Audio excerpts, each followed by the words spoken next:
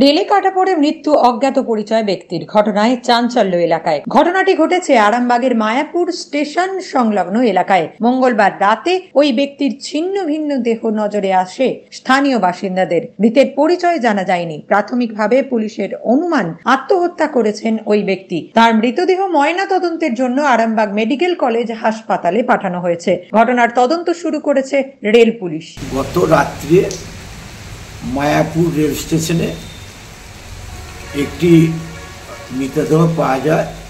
Police সেটাকে উদ্ধার করে এনে পোস্টমর্টমের জন্য আরামবাগ মেডিকেল কলেজে এনেছে। এখনও তার পরিচয় জানা যায়নি। বয়স প্রায় আনুমানিক বলছে 48-50 বছর হবে। গলায় পৈতের একটাই আছে, অ্যাশ কালারের একটা প্যান্ট পরে আছে, আর জামাটা ওই পানা ফুলের যেমন রং সেই ধরনের জামার রংটা। কেউ যদি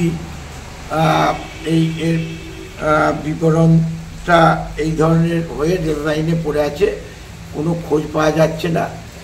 কেউ এই খোঁজ দিয়ে করেন আরামবাগ থানার সাথে বা হসপিটালের সাথে যোগাযোগ করতে পারেন। তাই আপনাদের উদ্দেশ্যে জানানো যাচ্ছে যে আপনারা যদি এর কেউ খোঁজটা দিতে পারেন, কারণ এর কাছে এখনো এরা জানতে পারছে না যে এই ব্যক্তির পরিচয়টি।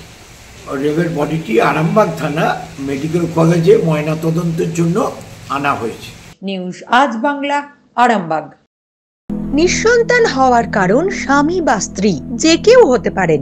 আইভিএফ এর অ্যাডভান্স সায়েন্স আর এক্সপার্ট কেয়ার লক্ষ লক্ষ কাপেলের স্বপ্ন সার্থক করেছে। তাই বন্ধাত্বকে হারাতে আপনাদের অবশ্যই আসতে হবে আরামবাগ প্রাণ আইভিএফ ফার্টিলিটি সেন্টারে। এখানে চিকিৎসা করিয়ে অনেক দম্পতি সন্তানের মুখ দেখেছেন। আমাদের ঠিকানা আরামবাগ বসন্তপুর আমতলা বিবেকানন্দ পল্লী 2 নম্বর রেলগেটের পাশেই। মোবাইল নাম্বার 7865858781 অথবা 7908098172।